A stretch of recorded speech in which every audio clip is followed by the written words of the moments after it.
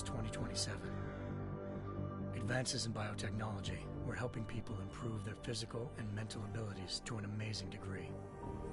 Provided, of course, they had enough money. A new breed of people was emerging, half human, half machine.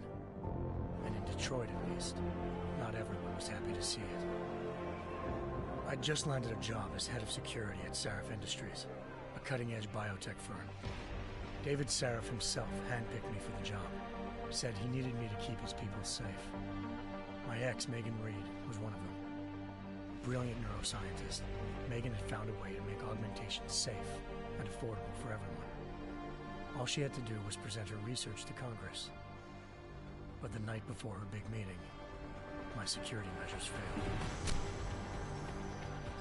A team of Black Op mercenaries stormed into Sarif headquarters, massacring everyone in sight.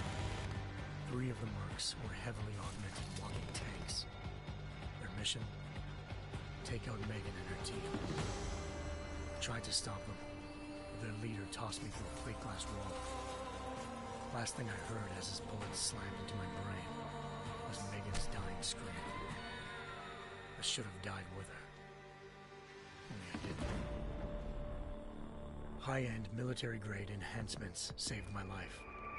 The best augmentation Sarif's money could buy.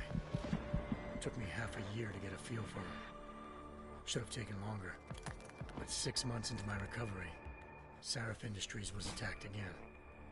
This time, by a radical group of pro-human purists. Violent, militant, and fanatically opposed to human augmentation.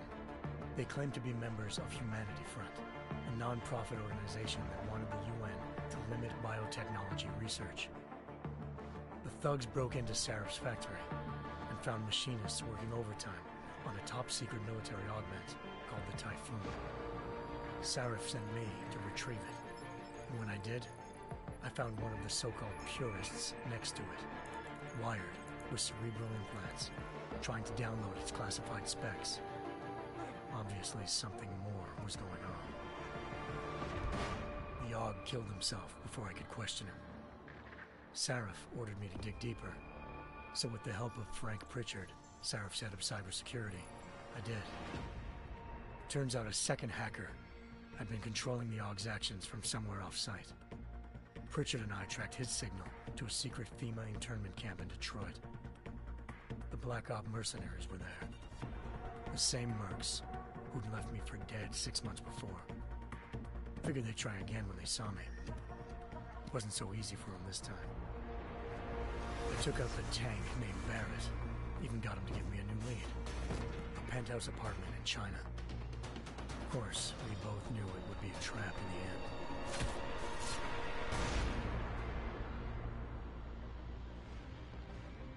Hengsha Island, China. Home to a city so crowded, and on a second city on top of it. Trying to find clues in Hengsha wouldn't be easy. Lucky for me, I wasn't alone. Farida Malik, Sarif Industries' ace pilot, had lived in Hengsha before. A good person to have on your side. She knew enough about the place to get me around. Malik dropped me in the lower city, close to the penthouse Barrett had told me about. Bell Tower Associates, a private security firm under contract to the Chinese government, had agents tossing the suite when I arrived. Just not for the reason I'd been expecting. Turns out the man who lived there was a criminal hacker named Van Bruggen. The same hacker who'd been remotely controlling the AUG in Sarif's factory. Van Bruggen's panicked decision to force the man to commit suicide had been a mistake. Now his mercenary partners were gunning for him, and I needed to find him before they did. Locating Van Bruggen meant playing nice with the Triads, Hengsha's organized crime lords. They had the hacker holed up inside a low-rent capsule hotel. By the time I found him, Van Bruggen had no qualms giving up the woman who hired him. Zhao Yunru, president of the Taiyang Medical Corporation. According to Van Bruggen, Zhao wanted to monopolize the augmentation industry and had hired Black Op mercenaries to destabilize her competition. Sarif Industries was at the top of the list. To prove this, I needed to get inside TYM. No to med słaba kwestia, fast na masy. Też chyba. I suspected Van Bruggen was hiding something when he told me this, but nothing could have prepared me for what I saw. Megan wasn't dead. She and her 4 best researchers had been kidnapped, spirited away somewhere while their kidnappers made it look like they were dead.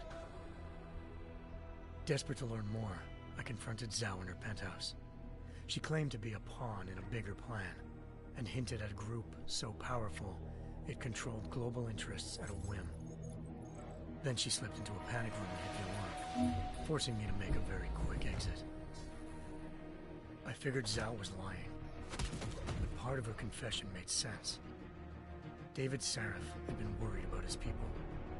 So worried, he'd required all of them to have subdermal locator devices surgically implanted. The GPOs would have been broadcasting the day of the attack. But Zhao said a single call to Picus, the world's leader in global 24-hour satellite news, had turned those signals off. I needed to fly to Picus headquarters in Montreal if I wanted to learn more.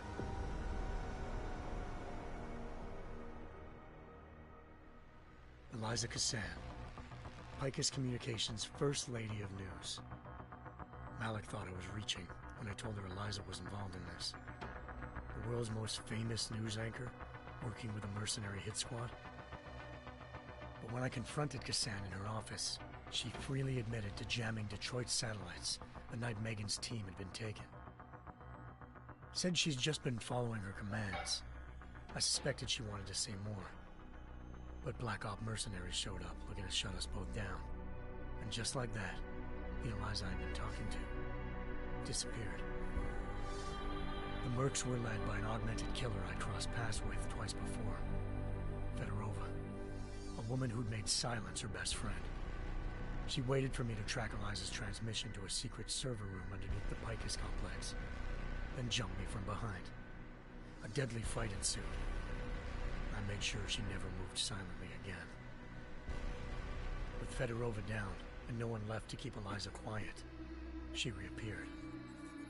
Turns out Picus's First Lady of News wasn't a lady at all. She was a sophisticated AI program, engineered to monitor data streams and control what people believed. Eliza told me the Mercs had brought in a Humanity Front doctor named Isaiah Sandoval to remove the scientist's implanted tracking devices while Detroit's satellites were down. She also told me to speak to David Sarif if I wanted to learn more. By the time Malik and I got back to Detroit, tensions between normal and augmented citizens had reached a flashpoint. Riots were breaking out in several cities, and the UN was being urged to intervene. Sarif was trying hard to convince Hugh Darrow, the inventor turned philanthropist who'd once been a leading proponent of enhancement technologies, to help stop a possible regulatory vote. Sarif had a lot riding on Darrow. Megan's discovery would have given millions of people the chance to evolve beyond their normal human abilities, and at the same time catapulted Sarif Industries to the top of the Fortune 500. According to Sarif, Megan's kidnappers knew this, and didn't want people evolving unless they controlled how it was done. He called his enemies Illuminati, and urged me to keep searching. Determined to do so, I tracked down Sandoval via America's most outspoken augmentation opponent, Bill Taggart, Sandoval's boss and founder of Humanity Front. Sandoval admitted to operating on Megan's team when I confronted him, but said he hadn't removed their GPLs. He'd merely switched them to a different frequency. Pritchard was able to trace one of the signals to China. Malik and I immediately took off in pursuit. Unfortunately, the Illuminati were one step ahead.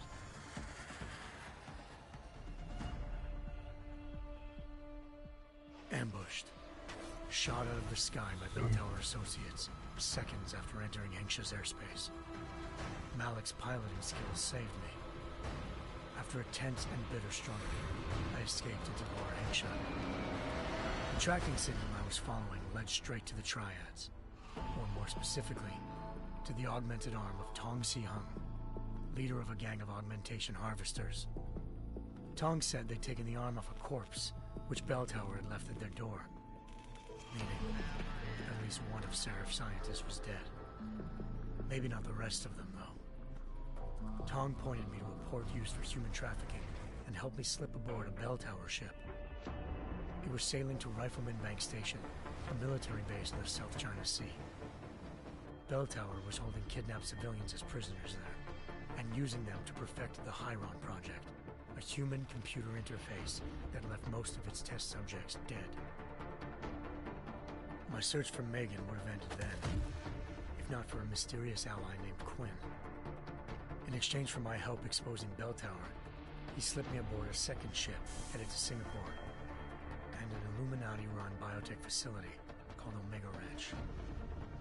3 of Serif's scientists were there, forced by their captors to create a technology capable of remotely shutting down augmented abilities. Thanks to an emergency recall notice issued by the World Health Organization, millions of people all over the world already had the biochip installed. With the help of the scientists, I tracked Megan to a private section of the ranch. There, I ran into Yaron Namir, the walking tank who'd put a bullet in my brain the first time we met. He'd teamed up with Zhao and was hoping to catch me off guard. Their little ambush didn't work. I found Megan in a suite belonging to Hugh Darrow, the billionaire philanthropist who'd Sarif had called on for help. Darrow had convinced her to go along with the biochip plan by promising to sabotage the tech. As she was explaining this, Darrow appeared in a global broadcast, telling the world that augmentations would be the death of mankind. Then he activated the biochips to prove his point. All over the world, augmented people flew into a killing frenzy. Darrow had betrayed everyone, and it was up to me to set things right. To do it, I had to reach Panchaea, a massive installation in the Arctic Ocean. As I raced through corridors built by an all-augmented workforce, I saw death and destruction firsthand. By the time I shut down Darrow's broadcast, I knew the damage he'd done.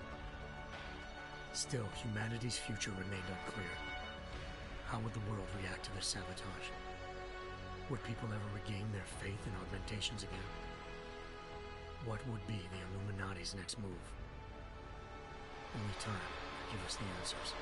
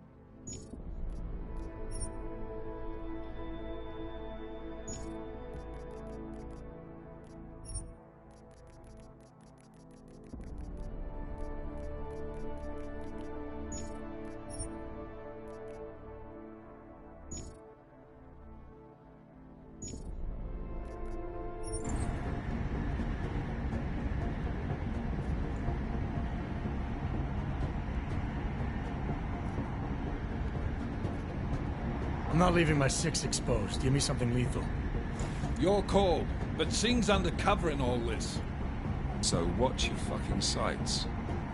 What about range? There's lots of wide spaces and high ceilings in there, but a number of tight and constrained rooms too. So it's a crapshoot, really.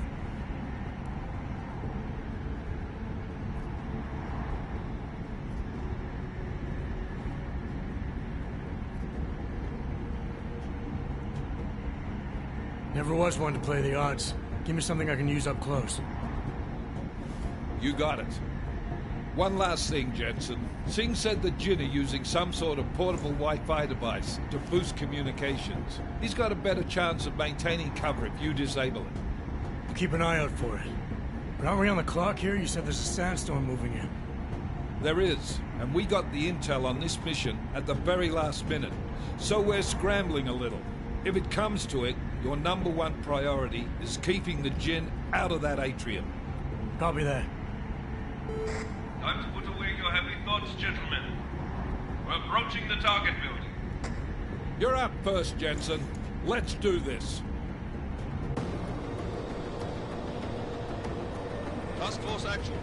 This is Knife Leader. Engage Hush drives and descend to Angels 1-5.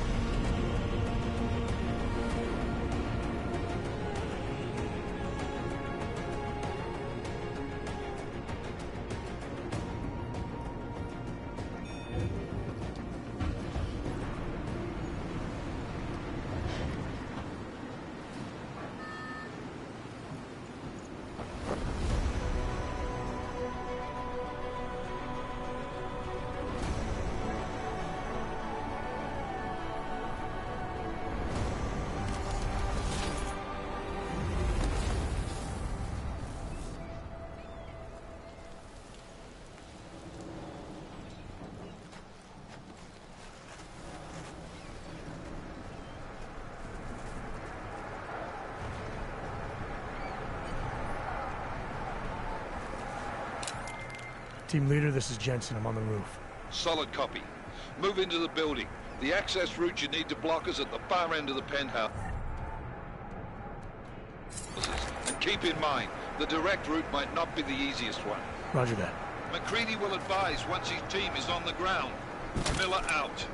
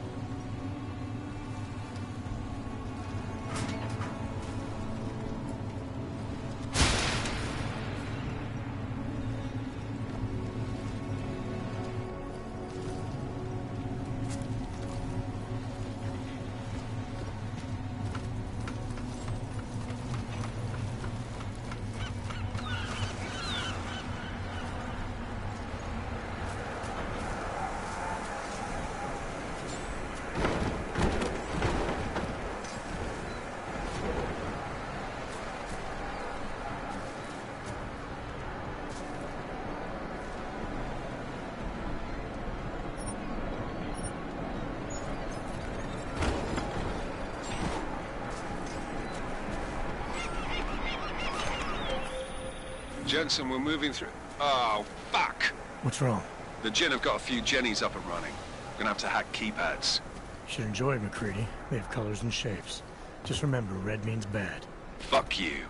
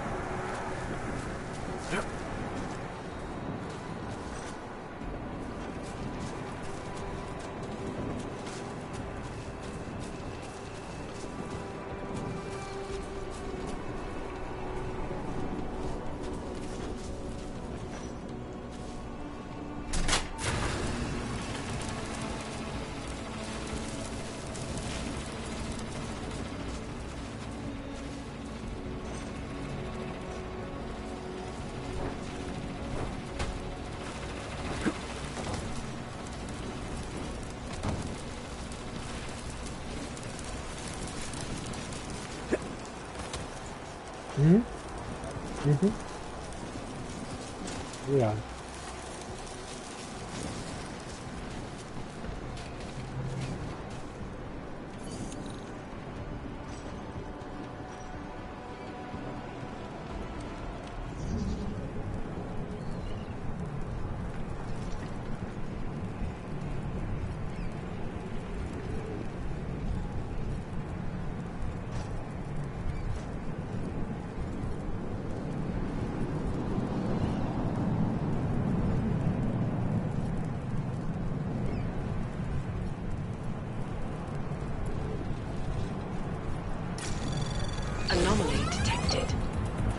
Trace program initiated.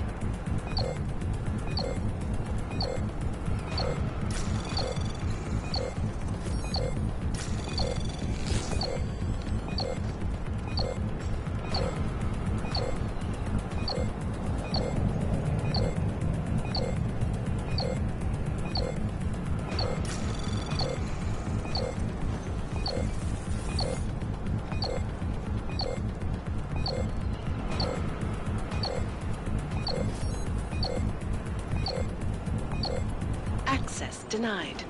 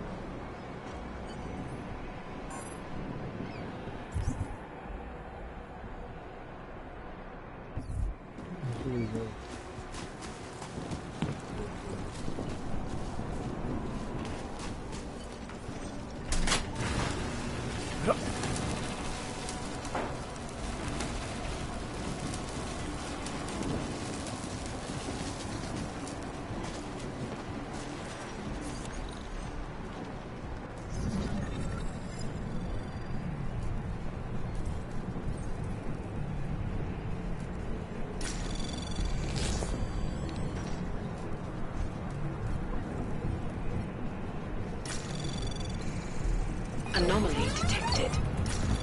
Trace program initiated.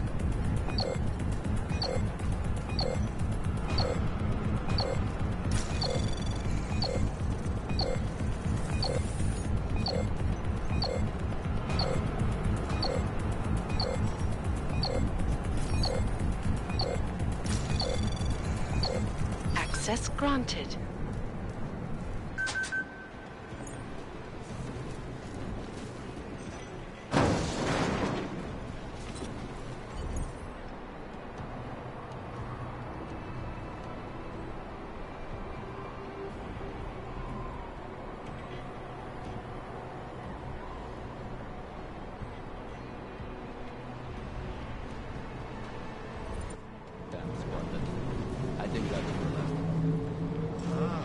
إنما بدنا أحد ثاني يحط هذه العملية في خطر قبل ما يصل تاجر الأسلحة. في هذا الطابق.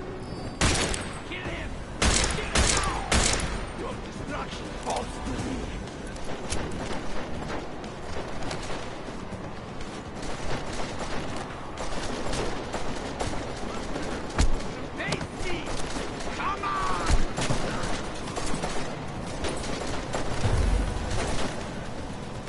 I will crack your skull open! Open Amir! Shut the fuck up!